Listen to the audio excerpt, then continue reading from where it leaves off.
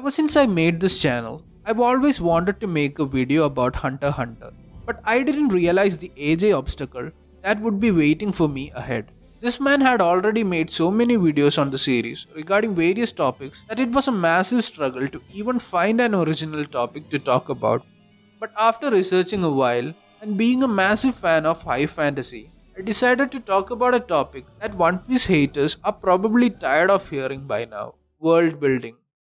When we think about world building in anime, the shows that usually come to our mind are anime like One Piece or Attack on Titan or Made in Abyss.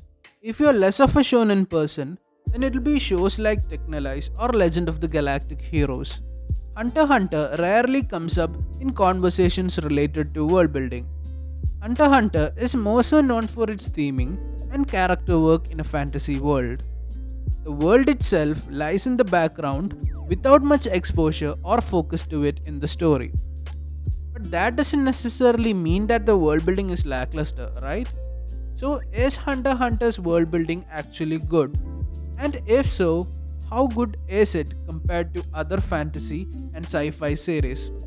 One Piece has made anime and manga fans change how they view world building for the better and the worst. Thanks to the genius and insanely complicated world building in the show, people have a more innate understanding of how world building works and how important and amazing it can be. Our expectations changed for the better, but it also limited the way we looked at it.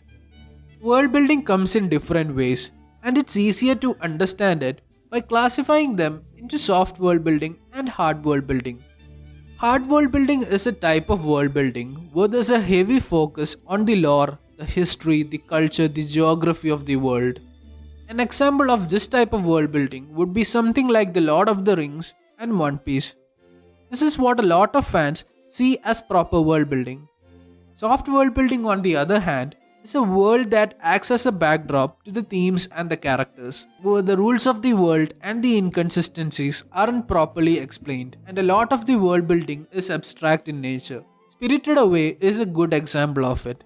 We do not understand the magic characters use in the story. There are all kinds of gods and spirits, but we don't know where these creatures are from, what their function is in the world, or how their society works. Soft and hard world building could be thought of as a spectrum, and a few series are a combination of the two. Hunter x Hunter lies somewhere in the middle of that spectrum, and so when looking at the world building of Hunter x Hunter, we need to be more open minded and not call it bad just because it isn't something like One Piece. Right off the bat, I think Hunter x Hunter has a fascinating high fantasy premise. It weirdly looks like a combination of high fantasy and low fantasy. The world is very similar to ours. Its technology isn't non existent like a lot of fantasy worlds tend to be. It replicates our world with its cell phones, computers, and the use of the internet, but it's also filled with unexplored territories and an unimaginable number of different vegetation, wildlife, and artifacts. It explains why hunters as a profession is so popular, challenging, and rewarding. It sets a very appealing and adventurous atmosphere from the get go, despite how normal and ordinary the world otherwise looks. I think that in itself is very good world building and offers a lot of things to think about, like how the economy of the world works, how important hunters and their abilities are, and how this mysterious and vast catalogs of things to hunt affects the world. Hunter x Hunter isn't known for its world building, but it's definitely known for its amazing magic system. Whenever someone asks another anime fan what the best magic system in anime is, the answer that they usually go to is Hunter x Hunter, which makes me a bit confused and disappointed at times, because to me, the magic system in a science fiction or fantasy world is a direct aspect of its world building. How the magic system affects the world and its economy are very fascinating parts of world building. And Hunter x Hunter extensively dives into it. Nen is very secretive in the world, and only a very small percentage of the population knows about it and uses it.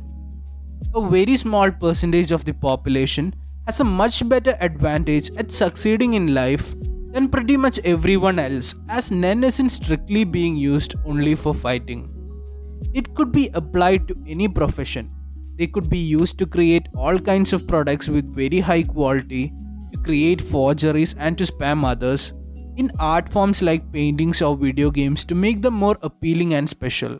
The most successful and legendary creators of Hunter x Hunter are mostly Nen users, and the way the people of the world quantify Nen is also fascinating, and it directly relates to how progressive Hunter x Hunter's world is scientifically. You could tell that there have been a lot of experiments regarding Nen in the past for Nen users to understand the magic this well. Nen is understood in the series so well that I would even say that it's the actual protagonist of the series. The main characters and the setting of Hunter x Hunter change arc by arc. The only everlasting constant in the series is Nen. But Nen isn't really the only aspect that contributes to its world building. Even little details like Hunter x Hunter having its own language is a touch that makes the world unique and different, especially compared to other high fantasy worlds in anime. The current arc in the manga looks like it has so much potential for some outstanding world building in the future. It adds a lot of interesting political aspects of the larger world of Hunter x Hunter, and it introduces a completely unexplored territory that has a lot of great world building aspects to it. There is always this sense that the world the characters are living in is much larger than their own lives, and that the world is simply too vast with a lot of things going on for a single individual to comprehend, quite like our own world. It's a very smart way to make the viewers instinctively feel that the world isn't as important compared to these characters and their simpler lives and problems. I also noticed that Togashi tries to limit some potential narrative inconsistencies through world building. For example, NGL, the country where the first half of Chimera and Arc took place, had a law where they rejected all forms of modern technology and communicated mostly through letters. This was written because Togashi wanted to make the Chimeras infest a majority of the country without the world knowing about it, and to make hunters lose an easy form of communication. You could maybe get disappointed that Togashi uses world building this way if you're a massive fan of hard world building. But the thing is, Togashi adds these carefully planned world building aspects to challenge his characters, and a lot of the other aspects of the world aren't as important to the characters or the narrative at hand, and are thus not treated as important. In my opinion, Togashi is the best author I've seen at combining soft and hard world building aspects together at such a large scope. So now let us answer the title of the video. Does Hunter x Hunter have good world building with a tier list? As you can probably guess from here, Peak denotes the best series when it comes to world building. For me, these series are One Piece, Aria, Battle Angel Alita, and Dorohedoro. Hunter x Hunter's world building is abstract and too soft at times to be among the best, but it definitely is great at what it's trying to do. It has a fascinating and even unique fantasy world when compared to other fantasy in anime and manga.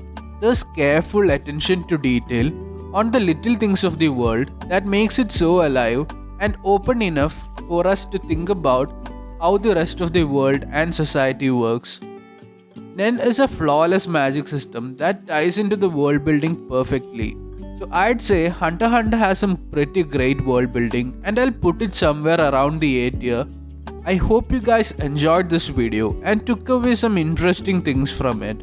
I love fantasy and the different elements that make it work. So I wanted to take a look at fantasy worlds that have different approaches compared to works like One Piece in anime and manga. And it was a very enjoyable video to make.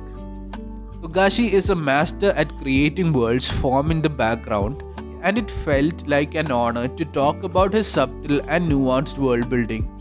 If you guys have enjoyed the video, please don't forget to hit the like button and subscribe to the channel if you're new.